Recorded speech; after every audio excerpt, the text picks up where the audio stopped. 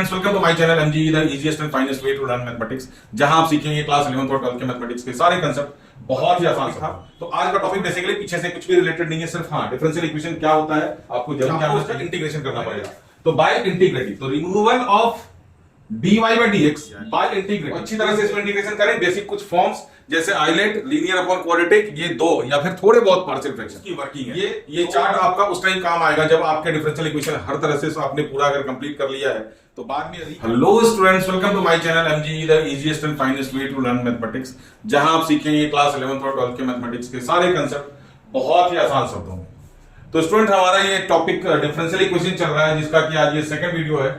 अगर first video में हमने आपको ऑर्डर और डिग्री सिखाया था, बहुत बेसिक टॉपिक था। तो आज का टॉपिक बेसिकली पीछे से कुछ भी रिलेटेड नहीं है, सिर्फ डिफरेंशियल इक्वेशन क्या होता है आपको जरूर जानना चाहिए। तो मैंने जैसा कि बताया था लास्ट वीडियो में कि हमारा मेजर टॉपिक आपका जो है ये है सॉल्यूशन ऑफ डिफरेंशियल इक्वेशन। तो ये सॉल्यूशन ऑफ डिफरेंशियल इक्वेशन में हम लोग बेसिकली क्या करते हैं, एक किसी भी डिफरेंशियल इक्वेशन को सॉल्व करते हैं, राइट। अब सॉल्व करने का मतलब क्या होता है कि हमारा जो डिफरेंशियल इक्वेशन होता है उसमें डिफरेंशियल कोएफिशिएंट्स होते हैं। जैसा कि हमने बात किया था कि आपका dy by dx first derivative हो या सेकंड डेरिवेटिव हो, तो यहाँ पे आपको सेकंड डेरिवेटिव नहीं मिलने वाला। सीबीएसई के सिलेबस में हमारा फर्स्ट डेरिवेटिव तक का ही हमारा सॉल्यूशन है ना। तो डिफरेंशियल इक्वेशन का सॉल्यूशन में सबसे पहले तो हम लोग किसी भी डिफरेंशियल इक्वेशन के अंदर से डिफरेंशियल कोएफिशिएंट, जैसा कि आपको पता है कि डिफरेंशियल इक्वेशन में डिफरेंशियल कोएफिशिएंट का होना जरूरी है। तो इस differential coefficient that is dy by dx को रिमूव करना होगा, है ना। तो डिफरेंशियल कोएफिशिएंट मतलब डेरिवेटिव फर्स्ट हो या सेकंड हो, तो सेकंड डेरिवेटिव तो आपको नहीं मिलने वाला, फर्स्ट डेरिवेटिव जरूर मिलेगा। तो उस फर्स्ट डेरिवेटिव को आपको रिमूव करना है किसी भी डिफरेंशियल इक्वेशन से। और dy by dx को रिमूव करने का मतलब उसको मारने का, उसके मौत का सिर्फ एक ही कारण है कि आपको उसका इंटीग्रेशन करना पड़ेगा। तो बाय इंटीग्रेटिंग, तो removal of dy by dx by integrating is basically solving of differential equation। तो एक लाइन में आपको समझ में आना चाहिए कि डिफरेंशियल इक्वेशन को सॉल्व करने का मतलब है dy by dx को हटाना, और dy by dx को हटाने के लिए मजबूरन हमें इंटीग्रेशन का टूल्स अप्लाई करना पड़ता है। तो इंटीग्रेशन है तो ध्यान दें आप, इंडेफिनिट इंटीग्रेशन से जो दूर भागते हैं वो इस टॉपिक से भी जरूर दूर भागेंगे। तो इसलिए ये टॉपिक भी आपको नुकसान में दे सकता है अगर आपने इंटीग्रेशन नहीं किया है तो अच्छी तरह से इसमें इंटीग्रेशन करें। बेसिक कुछ फॉर्म्स जैसे आइलेट, लीनियर अपॉन क्वाड्रेटिक, ये दो या फिर थोड़े बहुत पार्शियल फ्रैक्शन, ये दो तीन टॉपिक बहुत जबरदस्त तरीके से यूज होता है और सब्स्टिट्यूशन तो होता ही होता है। तो इस तरह से आपको ये इंटीग्रेशन के कुछ टॉपिक्स पे जरूर ग्रिप होना चाहिए, तो हमारा ये टॉपिक बहुत आराम से सॉल्व होता है। तो अब हम लोग शुरू करते हैं कि सॉल्यूशन ऑफ डिफरेंशियल इक्वेशन के लिए सबसे पहली जरूरी चीज है कि किसी भी डिफरेंशियल इक्वेशन के फॉर्म्स को आइडेंटिफाई करना। तो इसलिए मैंने यहां पे एक चार्ट आपको बना के दिया है कि इसमें हमें चार तरह के बेसिकली डिफरेंशियल इक्वेशन के फॉर्म्स पढ़ने, और फॉर्म्स को आइडेंटिफाई करने के बाद उसकी वर्किंग है। ये चार्ट आपका उस टाइम काम आएगा जब आपके डिफरेंशियल इक्वेशन हर तरह से आपने पूरा अगर कंप्लीट कर लिया है, तो बाद में रिकैप करने के लिए ये चार्ट बहुत काम आने वाला है, क्विक रिवीजन के लिए। तो सबसे पहले तो इस चार्ट का आप स्क्रीनशॉट ले लें, फिर मैं इसको एक्सप्लेन करूंगा तो आपको बेहतर समझ में आएगा। हालांकि पूरा एक्सप्लेनेशन समझ में नहीं आने वाला अनलेस एंड अनटिल कि हम लोग डिफरेंशियल इक्वेशन शुरू करें। और ये सारे फॉर्म्स का जब मैं स्टार्ट करूंगा, हर एक फॉर्म को डिटेल में समझेंगे, उसकी वर्किंग को समझेंगे और सॉल्विंग को समझेंगे। तो पहला फॉर्म है हमारा होमोजीनियस। तो होमोजीनियस, हालांकि एनसीईआरटी में हमारा शुरुआत में इधर से शुरू हुआ है, पहले सेपरेबल, ये पता भी नहीं है कि पता चलेगा आपको कि कहां है, फिर आपका होमोजीनियस है, और सबसे लास्ट में क्या है हमारा लीनियर है। तो ब्रीफ में मैं आपको ये फॉर्म थोड़ा सा समझाने की कोशिश करूंगा। हमारा फॉर्म का सबसे पहला फॉर्म जो हम लोग करने वाले हैं होमोजीनियस। तो मोस्टली क्वेश्चन आपके होमोजीनियस या फिर लीनियर से बन के आते हैं बोर्ड में, है ना। और वैसे भी किसी भी एग्जाम्स में ये दोनों टॉपिक सबसे ज्यादा इंपॉर्टेंट है। तो लीनियर होमोजीनियस का आइडेंटिफिकेशन में क्या है कि आपको dy by dx चेक करना है। तो वैसे तो देखें कि सब में, सारे फॉर्म्स में dy by dx का रोल बहुत इंपॉर्टेंट है। तो जब तक हम लोग dy by dx की वैल्यू नहीं निकालेंगे तब तक हमारे को इसमें एंट्री मिलेगी नहीं, हमें पता ही नहीं लगेगा कि फॉर्म कौन सा है। तो फर्स्ट हमारा क्या है, dy by dx आप सेपरेट करें। तो होमोजीनियस में आपको ऊपर अलग और नीचे अलग फंक्शन मिलने वाले हैं। f और g का मतलब आप घबराना नहीं, इसमें का मतलब है दोनों फंक्शन क्या होंगे, डिफरेंट होंगे, और दोनों फंक्शन में x और y दोनों मिलेगा। तो डिटेल हम लोग देखेंगे। तो एक बार अगर हमारा होमोजीनियस कंफर्म हो गया तो ये उसकी वर्किंग है। पहला स्टेप में y बाय एक्स को t या v पुट करना है, जो आपका फेवरेट सब्स्टिट्यूशन है। y is equal to tx, फिर इसको डिफरेंशिएट करना, तो dy बाय dx की वैल्यू, फिर इसमें लगेगा प्रोडक्ट रूल, t को रखा x का डिफरेंशिएशन 1 प्लस x रखा t का डिफरेंशिएशन dt बाय dx। इसके बाद आगे कैसे प्रोसीड होगा हम लोग क्वेश्चन में देखेंगे। इसमें हमारा फॉर्म है dy by dx plus py, y में जो भी मल्टीप्लाई होगा उसको क्या बोला जाएगा p, dy बाय dx में कुछ भी मल्टीप्लाई नहीं होना चाहिए। और इधर क्या होगा, तो ये जो p और q होना चाहिए या तो फंक्शन ऑफ x होना चाहिए या फिर कांस्टेंट होना चाहिए, है ना, यही दो चीजें हो सकती है। इसमें कोई y नहीं होगा, इसमें कोई y नहीं होगा, या तो फंक्शन ऑफ x होगा या फिर कांस्टेंट होगा। तो सबसे पहला आइडेंटिफाई करना हमारे केस फॉर्म में p एंड q, फिर इससे इंटीग्रेटिंग फैक्टर निकालना है। इंटीग्रेटिंग फैक्टर का फॉर्मूला अलग से है, जब हम लोग क्वेश्चन करेंगे तो डिटेल हम लोग समझेंगे। तो ये चार्ट का आप स्क्रीनशॉट ले सकते हैं, जो आपके आगे बहुत काम आने वाला है, बहुत इंपॉर्टेंट चार्ट है। तो अब हम लोग शुरू करने जा रहे हैं इसके बाद homogeneous forms of differential equation. आज के वीडियो में सिर्फ एक ही क्वेश्चन करेंगे, जो कि हमारे ऑब्वियसली मेरा क्वेश्चन होगा अपने तरीके से, क्योंकि उसमें ऑलमोस्ट 80% हम लोग होमोजेनियस का कंसेप्ट समझने वाले हैं। उसके बाद हम लोग फिर एनसीईआरटी के क्वेश्चन पे आएंगे। तो आज की वीडियो में सिर्फ एक क्वेश्चन मैं कराऊंगा, उसके बाद नेक्स्ट वीडियो से हमारा एनसीईआरटी का क्वेश्चन होगा। तो चलिए स्क्रीनशॉट ले लें। चलिए सबसे पहले तो हम लोग क्वेश्चन देख लें। हमने क्वेश्चन ये लिया है, show that x square d y plus y bracket में x plus y d x is equal to 0 is a homogeneous differential equation. ये फर्स्ट पार्ट का क्वेश्चन है, क्वेश्चन का फर्स्ट पार्ट। और अगर होमोजेनियस डिफरेंशियल इक्वेशन है, hence solve it, आप इस इक्वेशन को सॉल्व करें और आपको ये वैल्यू दे रखी है। क्वेश्चन में बहुत सारी चीजें, बहुत सारे कंसेप्ट्स हैं, तो टुकड़ों में हम लोग पहले समझने की कोशिश करते हैं। कि सबसे पहले तो हम लोग इस पार्ट को देख लें कि y इज इक्वल टू 1 और when x is equal to 0 का दूसरा फॉर्म क्या हो सकता है कि y is equal to y1 is equal to x। इसका मतलब इसी का रिप्रेजेंटेशन ये भी है। इसका मतलब क्या है, y1 की वैल्यू 1 है, इसका मतलब y की वैल्यू कितनी है 1, और ये वैल्यू किसकी बता रखी है x की, इस क्वेश्चन के लिए। और सिमिलरली हम लोग इसको ऐसे भी लिख सकते हैं। अब यहां तो सर दोनों वैल्यू सेम है, हमें पता ही नहीं लग रहा है, तो ये वैल्यू किसकी है x की, और ये वैल्यू किसकी है y की। तो मैं एक और एग्जांपल के फॉर्म में समझाता हूं इस सिंबल का मतलब, कि अगर y0 इज इक्वल टू 1, इसका मतलब किसकी वैल्यू कितनी है, इसका मतलब ये है कि इट इंप्लाइज दैट y की वैल्यू 1 है ना, when x is equal to 0। या फिर ये तो पहला एग्जांपल, दूसरा एग्जांपल ऐसे लिख लेते हैं हम लोग, x pi by 2 is equal to e। अब इसका मतलब क्या हुआ, x की वैल्यू कितनी है सर e है, और y की वैल्यू कितनी है पाई बाई 2। इस सिंबल का मतलब तो पहले ये आप समझ लें हम लोग। एक पार्ट तो हमारा यही हो गया, एक पार्ट ये बन गया। सबसे लास्ट पार्ट को हमने सबसे पहले एक्सप्लेन किया। अब यहां पे पहले क्या करना, शो करना है कि ये वाला इक्वेशन जो होता है ये होमोजेनियस डिफरेंशियल इक्वेशन होता है। तो सबसे पहले कोई भी डिफरेंशियल इक्वेशन का क्वेश्चन हो, कोई भी डिफरेंशियल इक्वेशन का क्वेश्चन हो, उसमें सबसे पहले हम लोग क्या करेंगे कि find d y by d x. Solution का पहला स्टेप है ना, find d y by d x. और d y by d x निकालने का सबसे आसान तरीका क्या है कि पूरे इक्वेशन को डीएक्स से डिवाइड कर दें। आप जैसे मर्जी, आप उसको उधर ले जाके क्रॉस मल्टीप्लाई करें या जैसे मर्जी करें।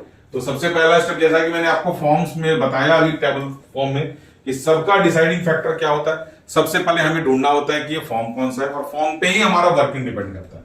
तो इसमें हमारा बताना है कि ये होमोजेनियस डिफरेंशियल इक्वेशन है या नहीं है। तो उसके लिए सबसे पहले हमें क्या करना है, d y by d x.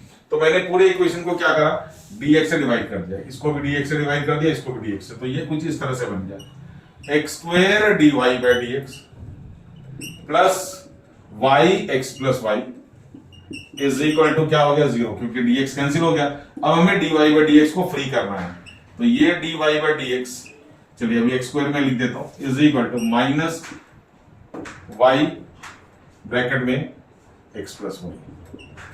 ठीक है, धीरे धीरे हम लोग सारे स्टेप को समझेंगे।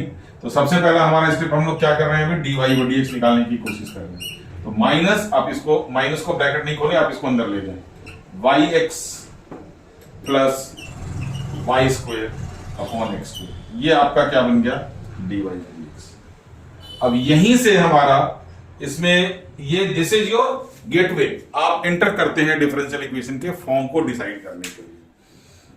तो याद करें, अभी इस चार्ट में मैंने बताया था कि dy बाई dx ऊपर अलग फंक्शन होगा और नीचे भी अलग फंक्शन होगा जिसमें x और y दोनों इन्वॉल्व होंगे।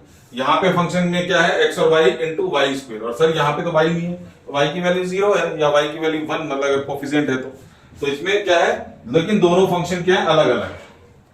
तो सबसे पहले इसका ओरल पार्ट की ये डिफरेंशियल इक्वेशन है या नहीं है, ये इसको मैं लिखवा नहीं सकता, आप सुने इसको बार बार, सुनेंगे तो आपको अच्छी तरह से समझ में आ जाएगा।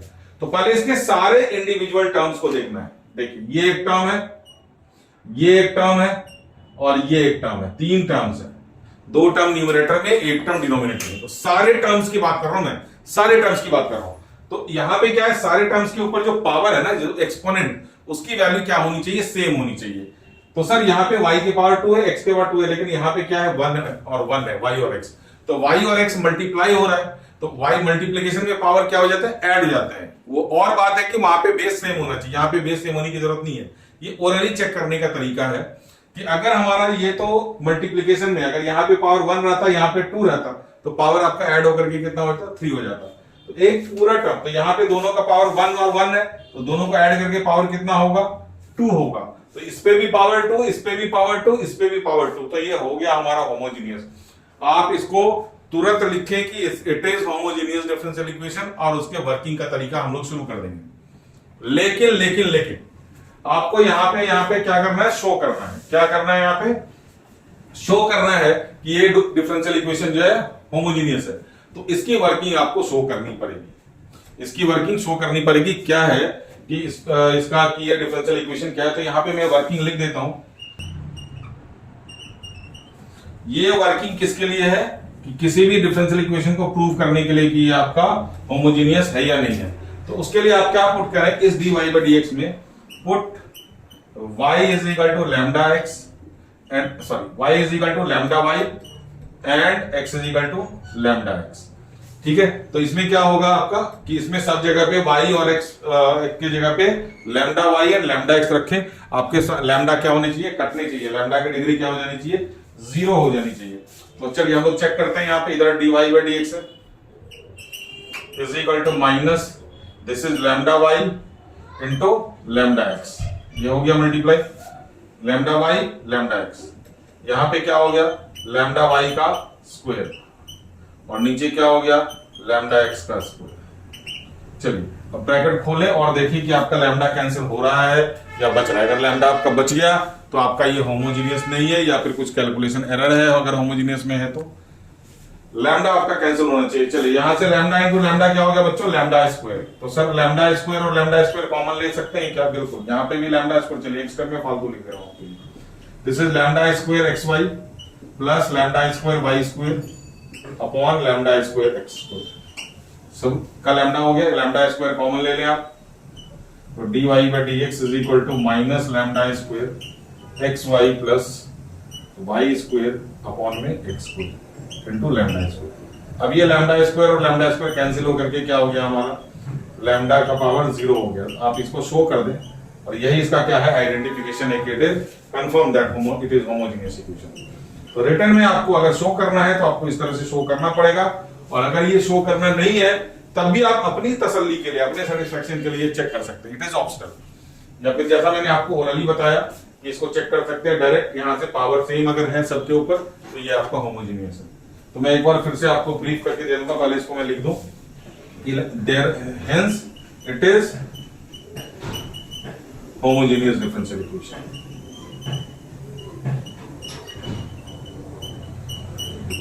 शॉर्ट में hence it is homogeneous differential equation. अब देखिए कि आपको ये चीज है क्या, बेसिकली आप ये वर्किंग कभी भी शो कर सकते हैं जब भी आप क्वेश्चन हो, चाहे वो आपका नहीं भी शो करना है कंपलसरी, तब भी आप इसको कर सकते हैं। अपने आपको तसल्ली हो जाएगी कि हाँ ये हमारा क्या है, कंफर्म्ड है कि ये होमोजेनियस है। अगर वो नहीं दे रखा आपको कि शो नहीं कर, मतलब शो करो या ऐसा कुछ नहीं दे रखा क्वेश्चन में, तो आप इसको नहीं भी चेक कर सकते हैं, कोई दिक्कत नहीं है। लेकिन अगर आपको लिखा हुआ है क्वेश्चन में कि आपको इसको शो करना है कि it is homogeneous, then only it is compulsory, otherwise optional. ठीक है, आप करें ना करें, लेकिन अगर लिखा हुआ है आपको शो करने के लिए तो आपको करना पड़ेगा। ठीक है, तो ये होमोजेनियस हो गया। अब होमोजेनियस करने के लिए कंफर्म, तो यहाँ पे सबसे पहले dy by dx निकालें। फिर न्यूमरेटर और डिनोमिनेटर के सारे एलिमेंट्स के पावर को चेक करें, अगर वो इक्वल आ रहा है तो इट इज होमोजेनियस डिफरेंशियल। तो हमने यहाँ पे इसको कंफर्म कर दिया होमोजेनियस डिफरेंशियल इक्वेशन, है ना। तो आप ओरली भी कर सकते हैं या फिर रिटर्न में कर सकते हैं। और एक बार ये होमोजेनियस कंफर्म हो जाने के बाद हमारा इसका वर्किंग जो है वो कुछ इस तरह से है कि put y by x, in some cases it will be x by y, that will depend upon the question. जब क्वेश्चन आएगा तो मैं आपको क्लियर करूंगा। y by x is equal to t, तो y की वैल्यू निकालें, y is equal to tx। अब यहाँ पे देखें, यहाँ पे हमने क्या करना है, इस बॉक्स को छोड़ना नहीं है जहां आपने dy by dx निकालना है। जहां जहां y दिख रहा है वहां वहां हमने क्या रख देना है, tx। आपको v पसंद है आप vx रखें, कोई दिक्कत नहीं। मेरे को t पसंद है, पूरी इंटीग्रेशन में हमने t किया है, आपने अगर v किया है तो vx कर लें, कोई दिक्कत नहीं। तो अगर यहां पे अब हमारा y एलिमिनेट हो रहा है t के टर्म में, तो ऑब्वियसली ये dy by dx भी चेंज होगा, है ना। तो dy by dx को चेंज करने के लिए हम इसको क्या करेंगे, डिफरेंशिएट कर देंगे, differentiating both sides with respect to x। तो इसमें प्रोडक्ट रूल लगेगा, तो t को रखा x का डिफरेंशिएशन 1 प्लस x रखा ये t का डिफरेंशिएशन dt by dx। तो इसका मतलब dy by dx की वैल्यू क्या निकल गई, t plus x dt by dx। ये सारे क्वेश्चन में ये वर्क स्टेप सेम रहेंगे, ठीक है। तो ये जो स्टेप मैं अभी लिख के दे रहा हूं ये सारे होमोजेनियस में सेम रहेंगे। तो dy by dx अब हम लोग वैल्यू क्या करते हैं, यहाँ पे इन इक्वेशन नंबर 1 यहाँ पे हम लोग सब्स्टिट्यूट कर रहे हैं। dy by dx के जगह पे देखें क्या रखना है हमें, t plus x dt by dx is equal to, minus का साइन है, बिल्कुल हिलना मत यहां से, है ना। y इंटू x है, तो यहाँ पे y के जगह पे क्या रख दें, tx इंटू x, ये रख दिया, प्लस y स्क्वायर है, यहां पे क्या रख देंगे, tx का स्क्वायर अपॉन में x स्क्वायर, या अपॉन में क्या हो गया x स्क्वायर। तो अब हमने क्या करना, इसको जरा देख ले क्या क्या हिसाब है इसका। तो t को अभी एज इट इज रहेगा ये t plus x dt by dx is equal to, यहां पे ये माइनस साइन के साथ x square into t plus t square into x square. शायद आपको दिखाई दे रहा है, हाँ हाँ बिल्कुल दे रहा है, यहां तक चल जाएगा काम, अपॉन एक्स स्क्वायर। बस इस स्टेप के बाद मैं कैरी फॉरवर्ड कर रहा हूं। अब यहां से एक्स स्क्वायर और एक्स स्क्वायर क्या करेंगे, कैंसिल कर देंगे, एक्स स्क्वायर कॉमन ले लिया, यहां पे बच गया आपका T plus t square upon x square. तो यहां से आपका क्या हो गया, कैंसिल हो गया एक्स स्क्वायर, तो बन गया टी प्लस टी, और इधर क्या है हमारा टी प्लस एक्स डी। फटाफट से स्क्रीनशॉट लें, मैं अब इसको शुरुआत से लेकर के जाने वाला हूं। तो यहां तक का स्टेप एक बार पहले, सबसे पहले तो हमने इसको कंफर्म करने के लिए x को लैम्डा x, y को लैम्डा y पुट करा, सारे लैम्डा कट गया। हाँ, सबसे पहला स्टेप हमारा dy by dx, इसमें कहीं कोई भी कंजूसी मत करना। उसके बाद हमारा एक बार कंफर्म हो गया कि होमोजेनियस डिफरेंशियल इक्वेशन है, तो हमारा क्वेश्चन स्टार्ट हुआ। अब y इज इक्वल टू, इसका वर्किंग है px, तो dy by dx की वैल्यू निकाली, वैल्यू हमने सारी dy by dx वाले टर्म में रख दी और हमारे को ये रिजल्ट आया है। अब इसके बाद क्या करना है, स्क्रीनशॉट ले, हम लोग आगे चलते हैं। चलिए, ये लास्ट स्टेप आपका मैंने यहाँ पे कॉपी पेस्ट कर दिया, t plus x d t by d x equal to minus t plus t square. अब यहाँ पे हमारा यहाँ से आगे की वर्किंग क्या है वो पहले मैं ब्रीफ कर देता हूँ कि अब जो हमारा है वेरिएबल y तो चला गया हमारा आउट ऑफ कॉम्पिटिशन, अब हमारा रह गया वेरिएबल x और t में। तो हमारा काम क्या है, अब इसको सारे t को एक तरफ लेकर के आना और उसको dt के साथ भेजना, t को एक तरफ लेकर के आना और dt के साथ उसको भेजना, और x वाला dx के साथ, वो तो है ही बेचारा, देखो है ना, x और dx एक ही है, इसमें तो कोई डाउट ही नहीं। तो सारा तामझाम अब किसका रह गया, हमारा t का रह गया।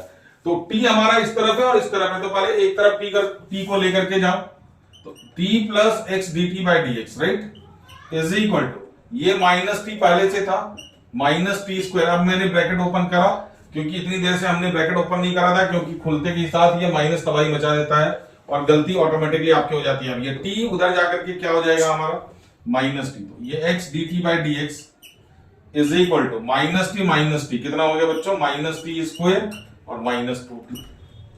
अब ये क्या हो गया हमारा minus t square minus 2t। तो अब हमने क्या करना है, ये dt वाले को t वाले को dt के साथ, और dx वाला क्या चला जाएगा उस तरफ, तो देखिए सबसे पहले तो dx वाला और x वाला क्रॉस मल्टीप्लाई, dx ऊपर x नीचे, और ये माइनस साइन जो है, चलिए माइनस का भी मैं आपको बताऊं, और ये क्या हो गया हमारा dt upon minus t square minus 2, right. अब हमने करना है इसको इंटीग्रेट, क्योंकि हमें dx का और dt का टर्म रिमूव करना है, तो स्टार्टिंग में ही बता दिया था dy by dx की मौत होगी कैसे, इंटीग्रेशन से। तो लेकिन आप उसके लिए कुछ कुछ प्रिकॉशंस यहीं से लेना शुरू कर दें कि अब यहां पे देखें माइनस माइनस दोनों में है, तो माइनस तो कॉमन लेंगे, लेकिन उस माइनस का लोड हम लोग इधर पे देंगे। देखिए ये हमारा सिंगल है, अकेले लोग है, अकेले को ऐसे कम परेशानी रहती है, सारे बोझ क्या करो अकेले ऊपर डाल दो, क्योंकि पूरी फैमिली के साथ चलना थोड़ा मुश्किल हो जाता है, कम सामान सफर आसान। तो यहाँ पे माइनस अगर हम लोग कॉमन लेते भी हैं तो dt upon t square plus 2t बनेगा, और इधर हमारा integral of dx upon x, integrating both side with respect to x हमने किया है। चलिए अब इसके बाद हमने क्या करना, इस माइनस का साइन को क्या करना, इस तरफ लेकर के, बहुत ध्यान से देखना, एक एक स्टेप आपको मिस्टेक से बचाएगा, ठीक है। तो अब हमने माइनस साइन इधर दे दिया और इधर के इंटीग्रल की तैयारी हमने शुरू कर दी, dt upon t square plus 2t square is equal to minus dx upon x। इसका इंटीग्रल ऑलवेज यही आएगा, यही इंटीग्रेट आएंगे और यही इंटीग्रेट होगा, ये हमेशा log x, log mod x, ठीक है। माइनस साइन है, कोई दिक्कत नहीं। अब यहां पे हमारा बनेगा sorry perfect square, T square plus 2t है, क्वाड्रेटिक है तो ये बनेगा परफेक्ट स्क्वायर। शॉर्टकट आपको याद है तो शायद फिर से मैं रिकैप कर देता हूं, ये कॉपी पेस्ट करना है t, ये वाला sign as it is copy paste हो जाएगा, और t का कोफिशिएंट का हाफ, 2 का हाफ कितना 1, इसको कर दें होल स्क्वायर, और फटाफट से बिना रुके माइनस करें इसका स्क्वायर। लॉन्ग प्रोसेस में जाना है वो भी आप सीख सकते हैं, आपको याद ही होना चाहिए क्योंकि ये सारी चीजें भूलने वाली है नहीं। अब ये बन गया x square minus a square का integral, dx upon x square minus a square, formula standard formula 1 upon 2 है, ए की जगह पे कितना है 1 है ना, log mod x, x की जगह पे क्या रखेंगे t plus 1 minus a minus 1 upon x, x की जगह पे t plus 1 plus a is equal to minus log mod x। अब यहां पे बात आई c की, क्या बात आई c की। तो अब c कैसा हो, हमारा c कैसा हो देखते हैं कैसा हो। तो एक छोटा सा नोट लिखेंगे हम लोग, छोटा सा नोट छोटे साइज में लिख दिया मैंने, if all terms of LHS, क्योंकि RHS में तो लॉग होगा ही होगा हमेशा, होमोजीनियस का RHS में हमेशा लॉग होगा इस फॉर्म में। All terms of LHS containing log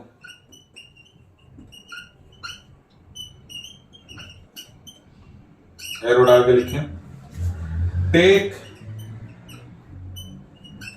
constant जो C की बात कर रहे हैं हम लोग एज log mod C। छोटा सा एक नोट और आपका बनेगा अभी यहां पे। चलिए तो प्रोसेस थोड़ा सा लंबा है, जानबूझ के मैंने लिया। पहले क्वेश्चन में मैंने बताया था आपसे कि एक क्वेश्चन में हमने 80 to 85% कंसेप्ट्स होमोजेनियस के खत्म कर देने, आपको सिखा देना एक ही क्वेश्चन में, उसके बाद आप आराम से क्वेश्चन कर सकते हैं, कोई दिक्कत नहीं है। एनसीईआरटी के भी क्वेश्चन आपके काफी हद तक हो जाएंगे इस क्वेश्चन के बाद। तो अब हमने पहला नोट में क्या देखा कि लॉग इधर भी है, लॉग इधर भी, एक ही टर्म है, तो हमने क्या करना है यहाँ पे log mod C लिखना। तो पहले मैंने आपको नोट समझा दिया, उसके बाद मैंने यहाँ पे क्या लिख दिया log mod C। अब दूसरा नोट, फिर से ये सारी चीजें आपको समझाने के लिए और याद दिलाने के लिए, पेपर में लिखने के लिए नहीं है, not for the answering in the paper, ये आपको समझना है।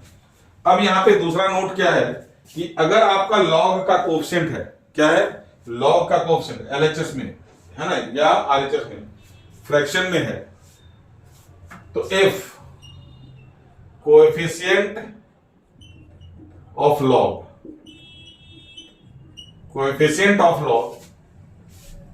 इज और आर इन फ्रैक्शन, एक अकेला है तो जैसे यहां पे अकेला है तो फ्रैक्शन में है, अगर दो होते तो उसमें क्या करना, take LCM and cross multiply. Take LCM, अगर एक से ज्यादा है तो आपको एलसीएम लेना पड़ेगा एंड क्रॉस मल्टीप्लाई। छोटी छोटी चीजें हैं, बहुत आसान हो जाती है चीजें। चलिए तो यहां पे एक ही टर्म था तो इसको क्या करना, हमने क्रॉस मल्टीप्लाई करना। तब तक में हमारा t+1 और t-1 का कैलकुलेशन हो जाएगा। तो ये दो नोट के साथ हमारा अगला स्टेप शुरू हुआ। इसके बाद ये दोनों क्या थे, आपके नोट में थे, है ना, यहां तक। तो अब ये हाफ को हमने क्या करना, क्रॉस मल्टीप्लाई करना। तो यहां पे लॉग रह जाएगा, +1 -1 t कैंसिल हो गया 1, और यहां पे बच गया t+2, और ये 2 इधर चला गया, -2 log mod x plus 2 log c। अब log c इधर हो गया हमारा 2 log mod x plus 2 log mod c। चलिए अब हम लोग यहाँ पे प्रोसेस में चालू रखें। t किसको पुट किया था हमने, y/x को, और धीरे धीरे हम इधर का भी काम करते जाएंगे।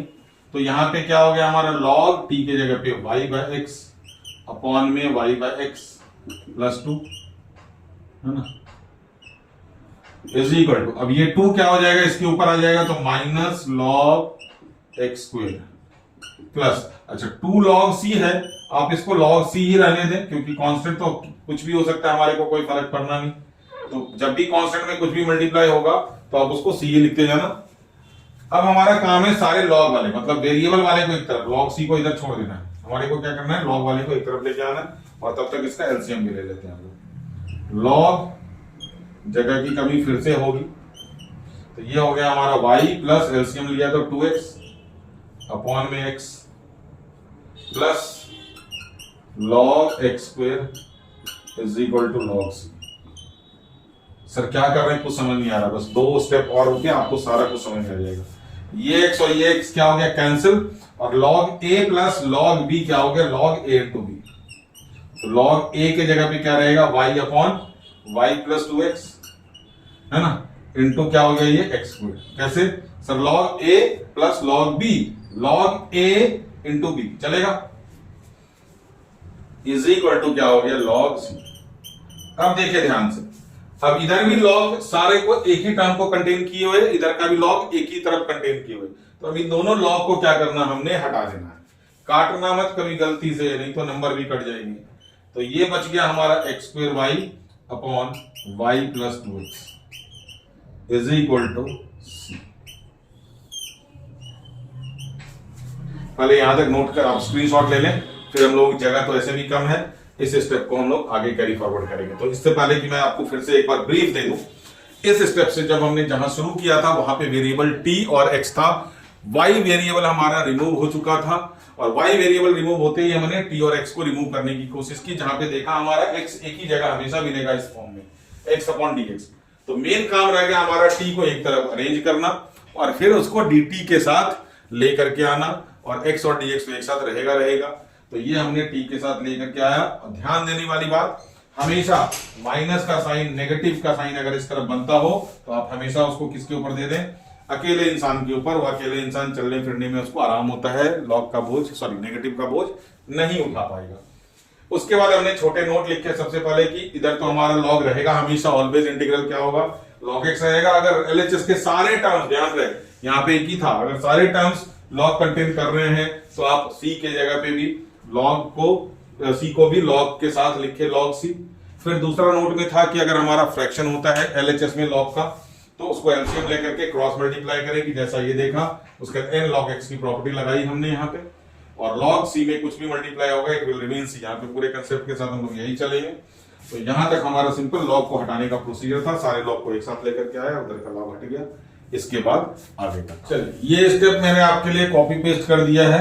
अच्छा, यहाँ पे एक चीज मिसिंग है, यहाँ पे मॉड अभी रहेगा, और मॉड का रोल अभी हमारे को धीरे धीरे पता लगेगा यहाँ पे कि मॉड का रोल क्या है। तो अब यहाँ पे ये हमारा मॉड का रोल आ गया है ना, मॉड आ गया, और अभी हमारा ये आंसर क्या आया है, सी के फॉर्म में आया है। तो इसको क्या बोला जाएगा, जनरल सॉल्यूशन। क्या बोला जाएगा, जनरल सॉल्यूशन। अब ये जो y की वैल्यू 1 और x की वैल्यू 1, ये पुट करनी होती है जनरल इक्वेशन में to get the value of c। तो हम लोग फटाफट से इसमें हमने क्या करना है, put y is equal to 1 and x is equal to 1। ये दोनों वैल्यू फटाफट से पुट करेंगे तो ये हमारा 1 का square into 1 upon 1 plus 2 into 1 is equal to c। तो यहां से हमारे c की वैल्यू क्या आ गई 1/3। यहां से c की वैल्यू कितनी आ गई 1/3। अब c की वैल्यू डालेंगे यहां पे इस इक्वेशन में और फिर हमने मॉड हटा करके देखना है कि क्या काम हो रहा है इसका। तो x² upon y plus 2x is equal to क्या हो गया हमारा 1/3। अब हमने यहां पे c की वैल्यू रख दी। अब इसको क्या करना है हमने प्लस माइनस की तरह इक्वेट कर देना है। इसको क्रॉस मल्टीप्लाई करो आप 3x² और किधर भी मॉड को हटाओ तो आप प्लस माइनस लगा देना, plus minus y plus 2x। अब ध्यान से देखना कि एक बार प्लस लेकर के हम लोग चलते हैं और एक बार माइनस लेकर के चलते हैं, कौन सा इक्वेशन हमारा सेटिस्फाई होता है ना। तो यहां पे 3x² is equal to y plus 2x और यहां पे 3x² is equal to minus y plus 2x। अब जरा x इज इक्वल टू 1 और y इज इक्वल टू 1 रख करके देखें। यहां पे 1 रख रहे हैं इंटू 1 इंटू 1 कितना हो गया 1 इंटू 1 3 और यहां पे माइनस ये 1 प्लस 2 कितना हो जाएगा 3। तो यहां पे 3 इज इक्वल टू माइनस 3 आ रहा है। तो दिस इक्वेशन है ना ये हमारा नॉट सेटिस्फाइड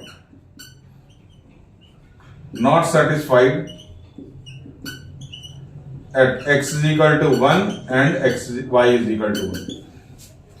x की वैल्यू 1 पुट कर रहे हैं, y की वैल्यू 1 पुट कर रहे हैं, तो 3 is equal to -3 आ रहा है। जबकि यहां पे क्या है हमारा, यहां पे हमारा सेटिस्फाई हो रहा है ये इक्वेशन। देखिए ध्यान से, satisfied by x is equal to 1 और y is equal to 1। तो 1 रखा है यहां पे 3, 1 प्लस 2 कितना हो गया 3। Therefore the solution of specific solution इसको बोला जाएगा, specific solution of differential equation is 3x² is equal to y plus 2x। अच्छा, ज्यादा रिफाइंड आपको करना है और इसको इनिशियल वैल्यू प्रॉब्लम भी बोला जाता है। क्या, इनिशियल वैल्यू प्रॉब्लम। आगे आएगा जब मैं आपको फॉर्म दूंगा लिखने के लिए कि solve for initial value problem. अच्छा, अब अगर आप इसको रिफाइंड तरीके से लिखना है तो y की वैल्यू आप निकाल लें यहां से, y के टर्म में इक्वेशन लिखें। तो y को पहले इधर लेकर के आए तो 3x² minus y is equal to क्या हो गया 2x। अब यहां से y कॉमन लें तो 3x² minus 1 is equal to 2x। तो y इज इक्वल टू क्या बन गया 2x upon 3x² minus 1। This is y के टर्म में लिखें तो ज्यादा रिफाइंड फॉर्म आपका आंसर माना जाएगा। हालांकि कि यहां तक भी इक्वेशन आपका सही बन रहा था, यहां तक ये भी आप लिख सकते हैं या फिर आप इसको रिफाइंड तरीके से y इक्वल टू के टर्म में लिखें। तो ये आपका फाइनल आंसर जिसको कि बोला जाएगा पर्टिकुलर सॉल्यूशन। पर्टिकुलर सॉल्यूशन मतलब इसको हमने c के फॉर्म में नहीं छोड़ा। जब c के फॉर्म में आंसर आएगा तो it is called general solution. जब आप c की वैल्यू निकाल देंगे, इनिशियल वैल्यू प्रॉब्लम आपका क्या कहलाता है, particular solution of the differential equation. जो भी हमारा गिवन है उस डिफरेंशियल इक्वेशन का पर्टिकुलर सॉल्यूशन आपका यही मिलेगा। तो ये था हमारा होमोजेनियस का पहला और ऑलमोस्ट सारे कंसेप्ट। अब इसमें सिर्फ एक कंसेप्ट रह गया था कि जब x बाय y को t पुट करते हैं तो क्वेश्चन बिल्कुल अलग आपको दिखेगा। बाकी मैक्सिमम को मैंने कोशिश किया था, इसके जितने भी कंसेप्ट थे वो सारे कंसेप्ट मैंने इसमें कवर कर दिए। इतने बड़े क्वेश्चन आने के चांसेस बहुत कम होते हैं, छोटे छोटे क्वेश्चन आ जाते हैं। मतलब इसमें इतनी सारी चीजें एक साथ नहीं आपको मिलेगी निकालने के लिए। तो फाइनली हमने पूरा एक डिफरेंशियल इक्वेशन का होमोजीनियस फॉर्म का एक क्वेश्चन कर लिया है। अब हम लोग अगले वीडियो में डिफरेंट होमोजीनियस फॉर्म का एनसीईआरटी के क्वेश्चंस करेंगे और बड़े प्यार से आपका क्वेश्चन निकलेगा। तो आप इस वीडियो को बहुत ध्यान से देखें, साथ में साथ इस क्वेश्चन को अगर कर लें 1 से 2 बार तो आपको समझ में आ जाएगा कि इसमें क्या क्या वर्किंग थी। वर्किंग मैंने ब्रीफ आपको कर दिया है बीच में ही। तो ये हमारा फाइनल सॉल्यूशन आ गया हमारा। तो आज की वीडियो के लिए इतना ही। अगर वीडियो से कुछ भी आपको फायदा होता हो तो वीडियो को लाइक और चैनल को सब्सक्राइब जरूर करें और ज्यादा से ज्यादा दोस्तों में शेयर करें और अपने बोर्ड की प्रिपरेशन को करते रहें। Thank you.